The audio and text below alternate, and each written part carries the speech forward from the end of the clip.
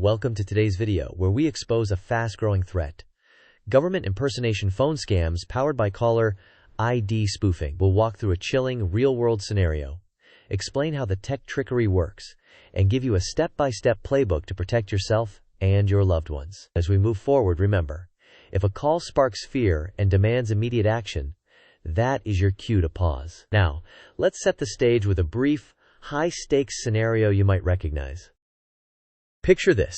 You're already on the phone when a second call interrupts. The screen appears to display an official identity, something like a federal immigration office or tax authority. The voice sounds serious, authoritative, and urgent. They demand instant payment or personal information, and they warn of arrest or deportation if you don't comply. This isn't a one-off. It's a carefully engineered deception designed to trigger panic and shut down critical thinking. Next, before we dive deeper, we need to address a crucial disclaimer. This content is for educational purposes only and does not constitute legal, financial, or professional advice. Policies and procedures differ across jurisdictions and agencies. Always consult official sources or qualified professionals for advice tailored to your situation. With that foundation in place, let's outline what you'll learn today. Here's our roadmap for the session.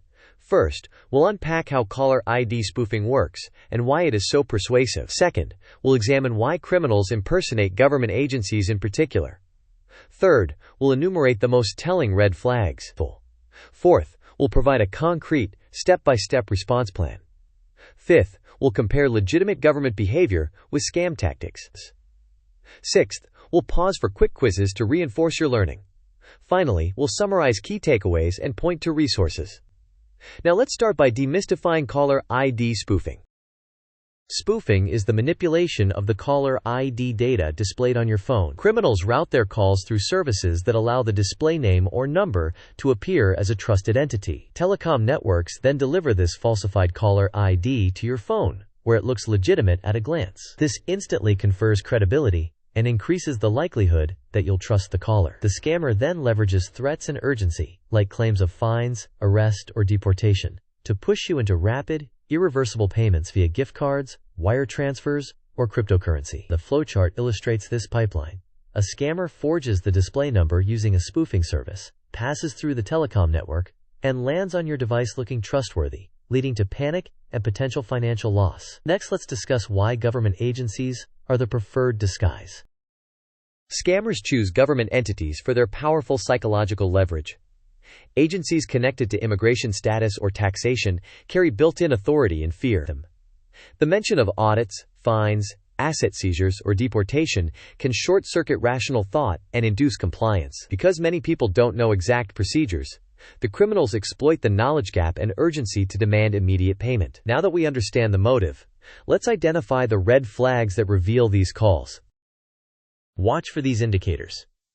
First, any demand for immediate payment or sensitive information over the phone is suspect. Second, threats of instant arrest, deportation, or seizure are classic scare tactics. Third, requests for gift cards, wire transfers, or cryptocurrency are common because they are hard or impossible to reverse. Fourth, scammers often insist you remain on the call, preventing you from verifying with others. Finally, remember that even if the display shows what looks like an official name, caller ID can be spoofed, so it is not proof of legitimacy. With those red flags in mind, let's compare how real agencies act versus scammers. Legitimate agencies typically start with official letters and provide clear references and case numbers. They also offer multiple, traceable payment methods and will not demand payment over unsolicited phone calls. They welcome independent verification through official channels. In contrast, scammers begin with abrupt, high-pressure calls, restrict payment to untraceable methods, and often instruct you to remain on the line, preventing verification. They frequently threaten immediate penalties or arrest, which legitimate agencies do not do over unsolicited calls. Having distinguished the two, let's move on to a concrete defensive playbook you can use in the moment. Here's the response plan. First, hang up immediately. Second, do not press any buttons, provide information, or confirm details. Third, on a separate, clean line, find the official contact number on the agency's website. Fourth, call that official number to verify whether any legitimate action is needed. Fifth, Report the incident to your country's fraud reporting authority and, if applicable, your telecom provider. Sixth, if you inadvertently shared personal information or payments, contact your bank, freeze or monitor accounts, and escalate to relevant authorities. Now that you have a playbook, let's visualize the anatomy of a typical scam call.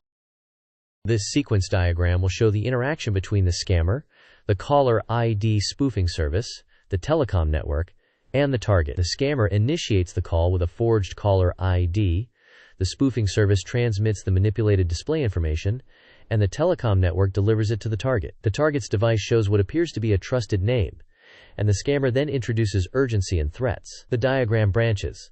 In the first branch, the target hangs up, independently verifies with the official number, and avoids loss. In the second branch, the target succumbs to pressure and pays via irreversible methods, resulting in financial loss. Next, let's examine the payment channels most often abused by scammers. This table outlines common payment methods and their associated risks. Gift cards and cryptocurrency are effectively irreversible and are heavily favored by scammers. Wire transfers and bank transfers are challenging to reverse and also high risk. Credit cards may allow charge disputes, so scammers prefer to avoid them when possible. If a caller insists on gift cards, wire, or crypto, that is a powerful indicator of fraud. With these risks in mind, let's put your knowledge to the test with a quick quiz. Question: you receive a call labeled with a credible agency name demanding immediate cryptocurrency payment or threatening arrest today. Options: A. Ask for their employee ID and keep talking. B. Press 1 to speak to a supervisor. C. Hang up immediately and verify using the agency's official website. D. Pay a small amount to avoid trouble. You may pause the video now to think about the answer. We will discuss the correct answer in the next section of the video. The correct answer is C. Hanging up prevents the scammer from continuing the pressure and stops you from divulging information. Then, independently verify by calling the agency's official number that you find yourself. Moving forward, let's arm you with a concise verification playbook you can save and share. Here is a concise verification framework.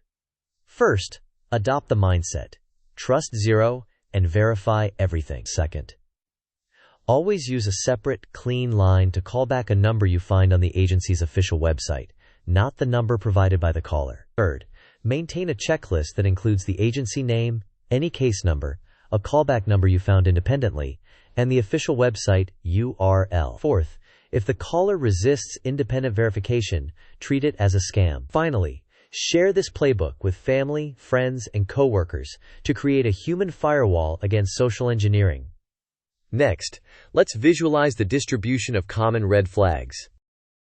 This pie chart will represent estimated prevalence of common red flags across impersonation calls. The largest slice, immediate payment demands, indicates that urgency is the most frequent lever. Next is threats of arrest or deportation, underscoring the weaponization of legal fear. Requests for gift cards and wire or cryptocurrency together account for a significant portion due to their irreversibility. Finally, refusal to allow independent verification, while slightly less frequent, is a clear indicator that the caller is attempting to isolate the target. With the red flags quantified, let's capture the essential do's and don'ts.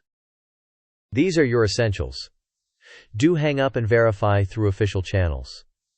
Do report suspicious calls to the appropriate fraud authority. Do not trust caller ID as proof of legitimacy. Do not pay with gift cards, wire transfers, or cryptocurrency in response to unsolicited demands. Do educate friends, family, and colleagues so your community becomes harder to exploit. To reinforce your understanding, here's one more quick quiz. Question: which statement best reflects how real government agencies initiate payment requests? Options: A. They call first and demand gift cards. B. They send official letters and provide multiple secure payment options. C. They threaten arrest in the first call if you don't pay now. D. They ask you to stay on the line and not talk to anyone. You may pause the video now to think about the answer. We will discuss the correct answer in the next section of the video. The correct answer is B.